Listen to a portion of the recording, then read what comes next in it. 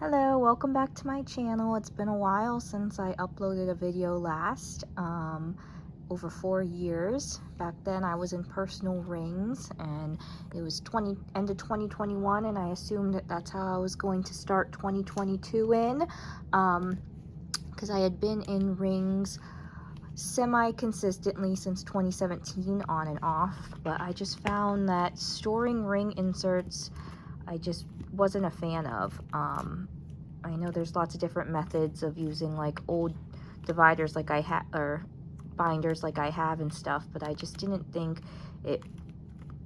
like it as much.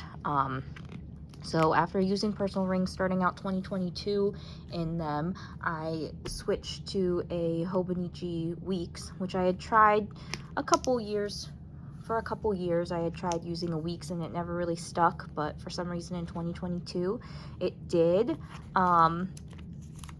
The Weeks is a very simple layout that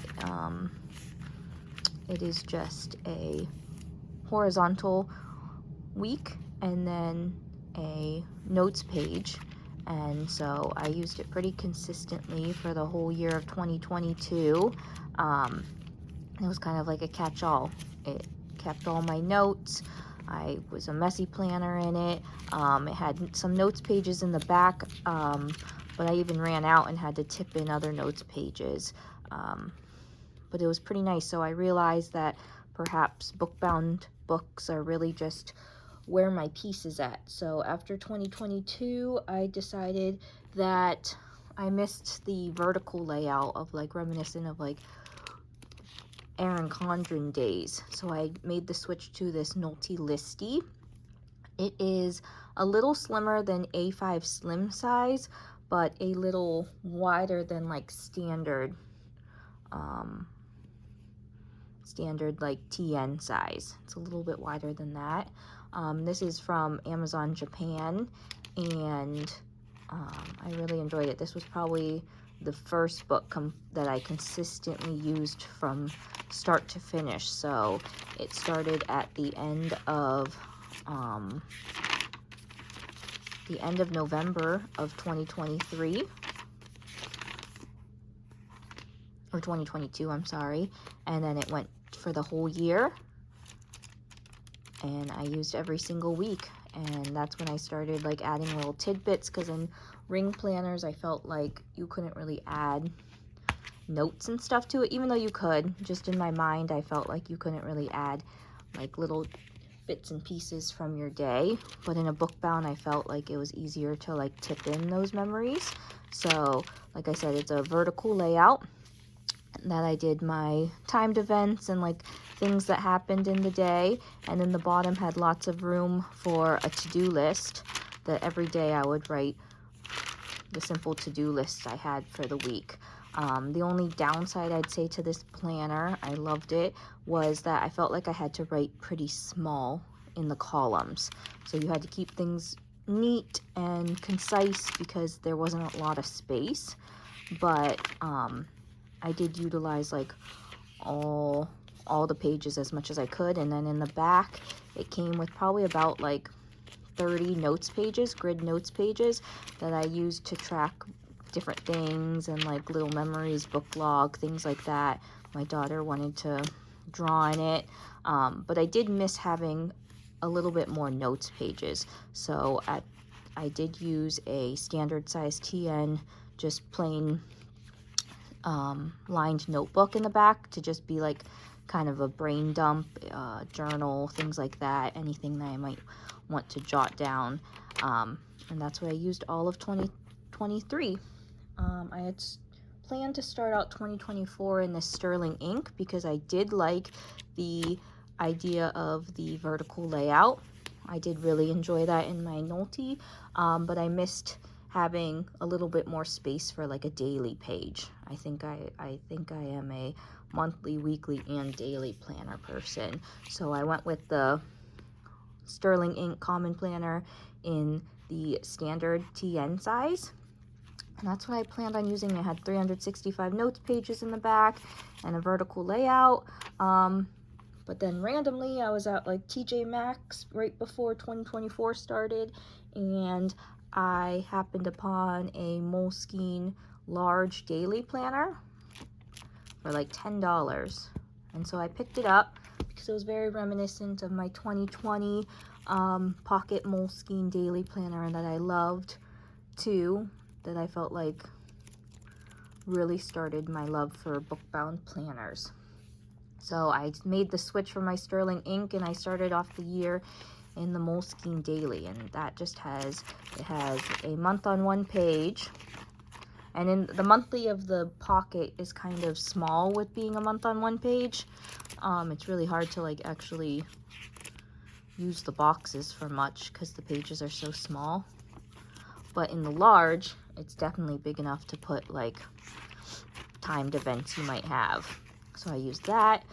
Any extra pages that like were other things but I didn't need, I changed them to be my own, like book log, things like that. I will say the hardcover didn't hold up super well for the year. It ended up coming detached because I would throw this in my bag and it went with me everywhere. So it didn't hold up super well, but I really did love it. I had memory keeping, and mostly I just loved the space. So there was a day per page, and I could just write whatever I wanted. I had my simple to-do list on one side, timed events on the other, and then I also had space to tip in little things from my kids or memories. I could journal a little bit if I wanted, and I really utilized this book every single day. Besides it getting pretty like heavy and clunky by the end of the year, I really enjoyed it. I guess the only thing, it does have a day per page, but if I wanted any like scrap paper, I didn't really have, there wasn't any room for that, so I used this small little pocket notebook for anything I might want to jot down separately, and that's what I used all of 2024. Another successful year in a bookbound planner.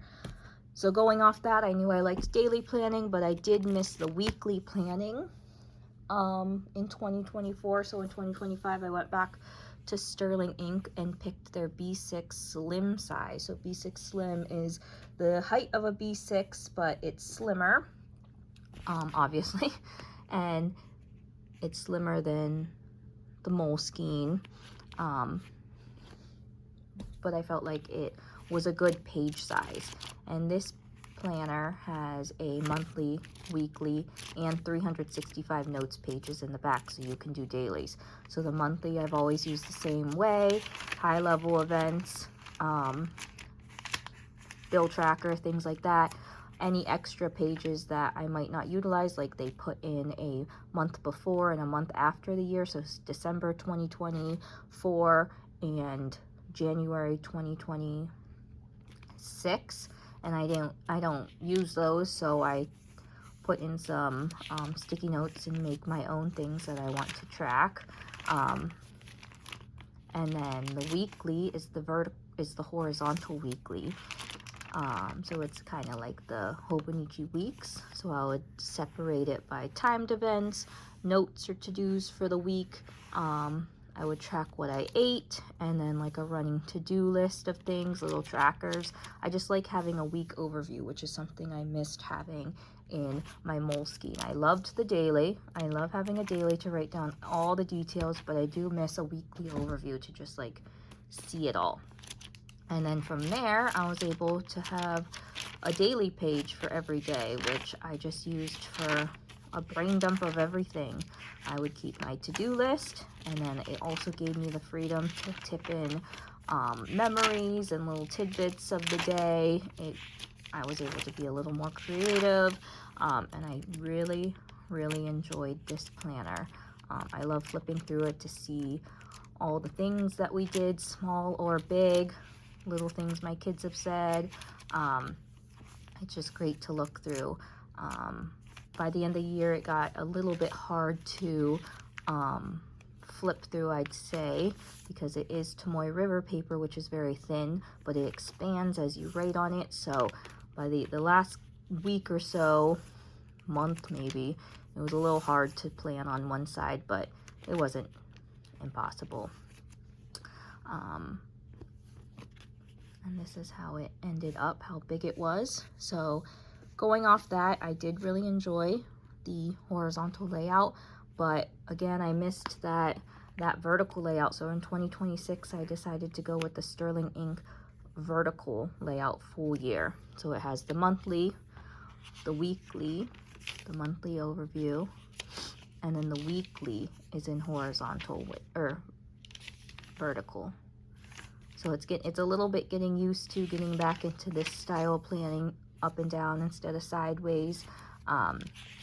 I do enjoy still having the whole week at a glance to see things. I'm a visual person, obviously. And then again, it has the daily pages that I can just write whatever I want in. So we're just a couple days into the new year.